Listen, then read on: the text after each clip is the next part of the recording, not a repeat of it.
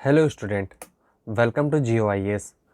आज हम पढ़ने वाले हैं छत्तीसगढ़ के प्राचीन इतिहास में एक महत्वपूर्ण राजवंश है जिनका नाम है पर्वत द्वारक वंश।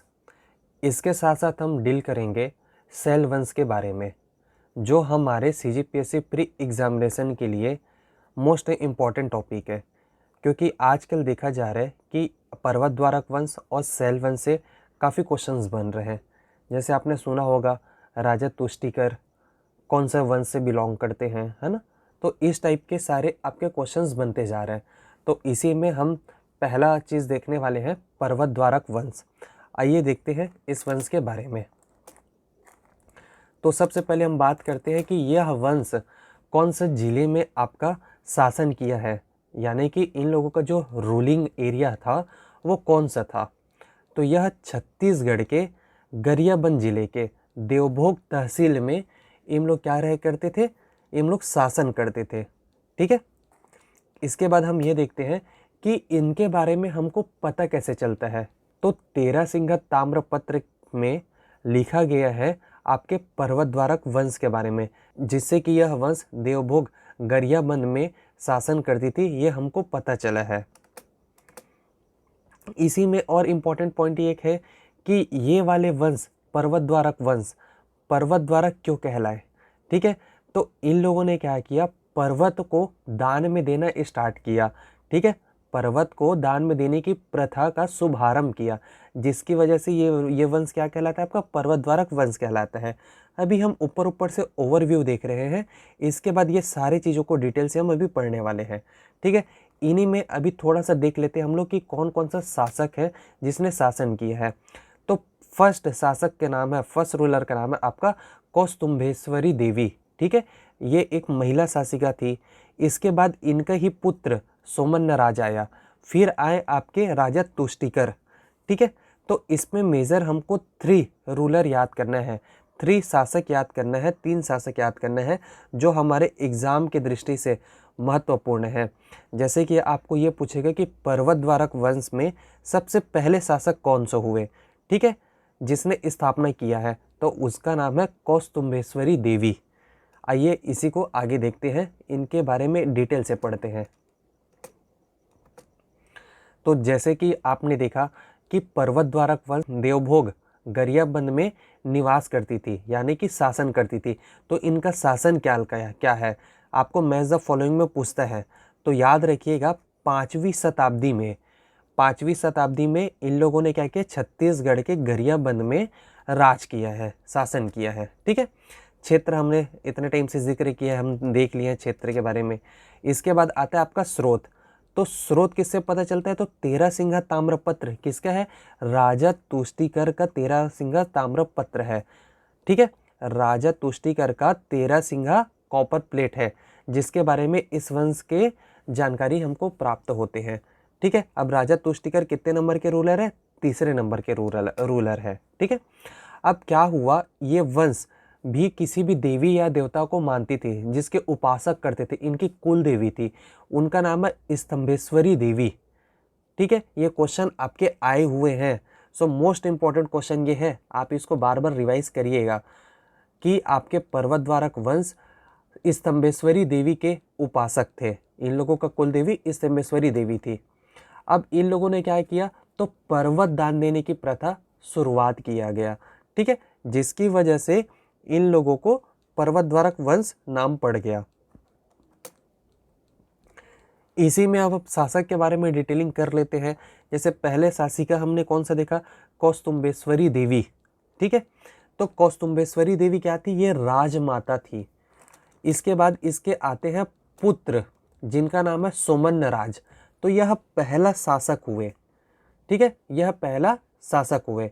तो इन्होंने क्या किया, इनकी माता कौस्तुंभेश्वरी देवी के बीमार हो जाने पर राजा सोमन राज ने देवभोग, उस टाइम में देवभोग, अभी में इसको क्या बोला जाता है, देवभोग, जो हमारा गरियाबंद का तहसील है। ठीक है। तो देवभोग क्षेत्र में आपके पर्वत को दान देने की प्रथा शुरुआत किया गया। ठीक है। यानी कि राजा सोमन राज ने अपनी माता कौस्तुंभेश्वरी देवी के बीमार हो जाने की वजह से उनके जल्द से जल्द ठीक हो जाने के लिए क्या किया, दान देने की प्रथा स्टार्ट किया। और दान क्या दिए, इन लोगों ने पर्वत दान में दिए, जिसकी वजह से इनका नामकरण क्या हुआ, आपका पर्वत द्वारक वंश पड़ गया। अब इसी में अब हम देखते हैं तुष्टिकर। तो राजा तुष्टिकर की राजधानी थी तारंभक। यह हमको किससे जानकारी प्राप्त होता है, तो तेरासिंगा ताम्रपत्र से हमको इनकी जानकारी प्राप्त होता है। मोस्ट इंपॉर्टेंट क्वेश्चंस ये आपको बहुत बार पूछता है कि राजा तुष्टिकर का कौन सा ताम्रपत्र है, तो आपको याद रहना चाहिए राजा तुष्टिकर का तेरासिंगा ताम्रपत्र है, तेरासिंगा कॉपर प्लेट है। आइए अब हम बात करते हैं सैल वंश के बारे में। अभी हमने पढ़ा पर्वत द्वारक वंश, अब हम पढ़ेंगे सैल वंश। ठीक है, पर्वत द्वारक वंश और सैल वंश पढ़ने के बाद हम इनका एमसीक्यूज भी लगाएंगे, जिससे कि आपको ये क्लियर हो जाएगा कि इनसे क्वेश्चंस किस तरीके से बन सकते हैं और आएंगे आपके एग्जाम में या फिर पूछे जा चुके हैं आपके एग्जाम में।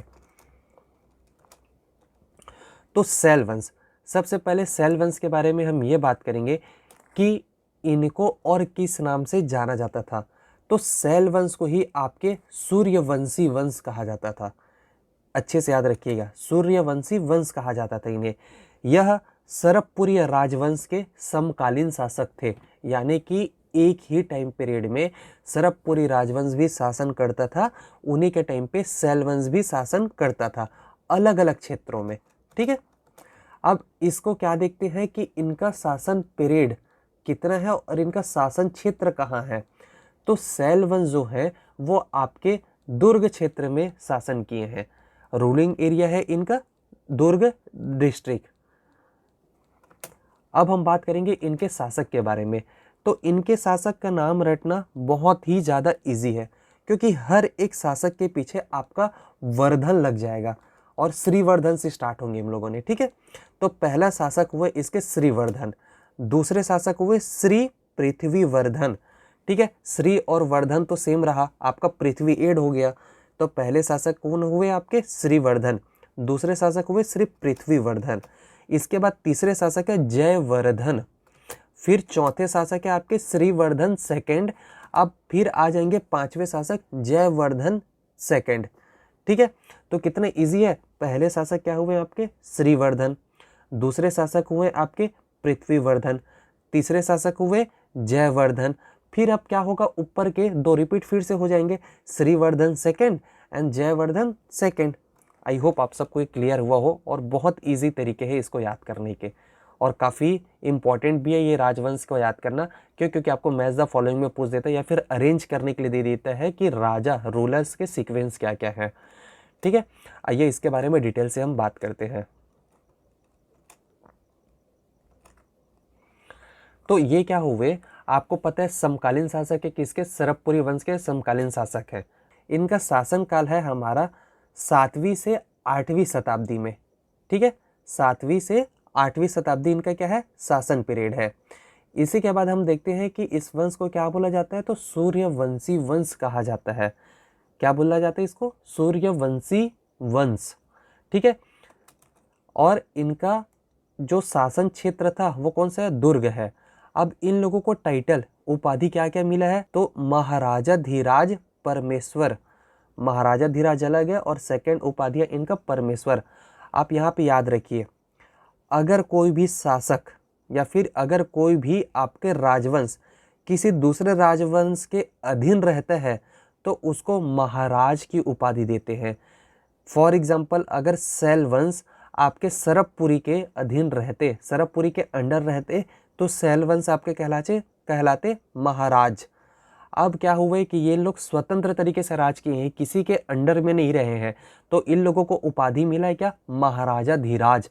तो जो स्वतंत्र तरीके से राज करते हैं उनको उपाधि मिलता है महाराजा धीराज। और इनको क्या एक और उपाधि मिला, परमेश्वर की उपाधि मिला है। तो इनकी जानकारी कैसे प्राप्त होता है, तो दुर्ग जिले से और बालाघाट जो कि है हमारा एमपी में, वहाँ में आपको सरहदी गांव है, सरहदी गांव पे ही आपको रघोली ताम्रपत्र प्राप्त हुआ है। ठीक है, वही रघोली ताम्रपत्र से हमको ये वंश के बारे में पता चलता है। कौन सा वंश के बारे में, सूर्यवंशी वंश, यानी कि सैल वंश के बारे में। आइए इसके शासक के बारे में थोड़ा सा पढ़ लेते हैं। सबसे पहले इसके शासक है श्रीवर्धन। तो श्रीवर्धन ने क्या क्या काम करवाया? तो श्रीवर्धन ने सूर्य मंदिर बनवाया 7वीं शताब्दी में। याद रखिएगा, मोस्ट इंपॉर्टेंट पॉइंट है ये।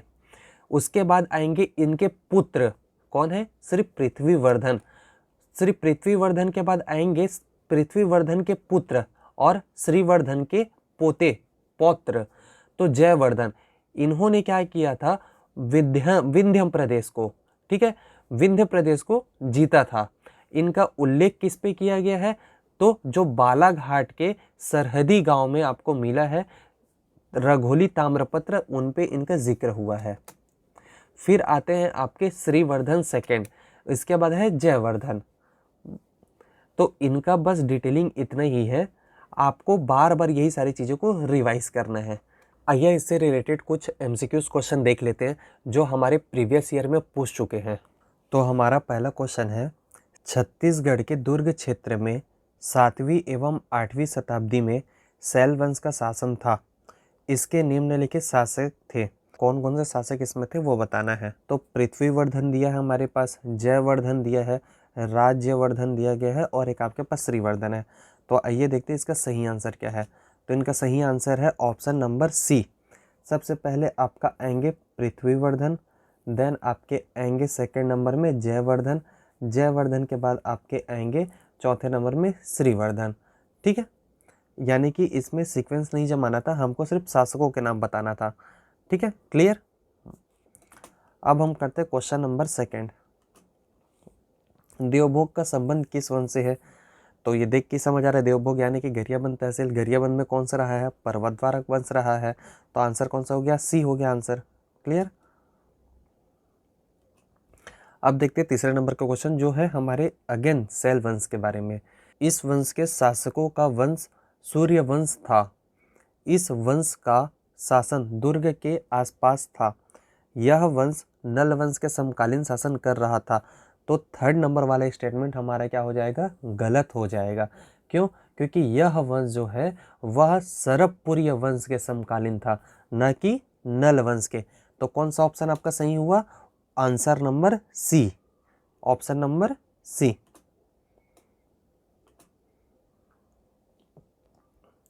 आइए लास्ट क्वेश्चन देख लेते हैं। निम्नलिखित कथनों को पढ़कर सत्य कथन का चयन करें। तेरासिंगा ताम्रपत्र से पर्वतद्वारक वंश की जानकारी प्राप्त होती है। पर्वतद्वारक वंश का प्रथम शासक राजा तुष्टिकर था।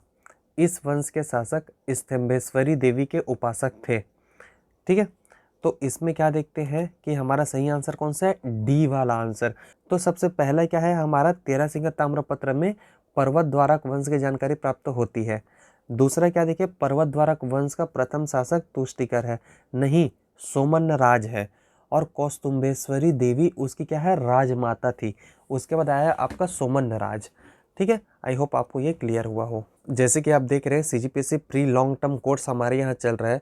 अगर आप हमसे एडमिशन लेना चाहते हैं या हमारे इंस्टीट्यूट से जुड़ना चाहते हैं तो दिए गए नंबर पे आप संपर्क कर सकते हैं। इनके साथ साथ आप हमारे इंस्टीट्यूट में 3 डेज के डेमो क्लासेस एवं आप विजिट कर सकते हैं। जो है हमारा एड्रेस न्यू राजेंद्र नगर रायपुर में है। आप GOIS के वेबसाइट में जाके भी चेक कर सकते हैं। आप ऑनलाइन कोर्सेज भी परचेज कर सकते हैं।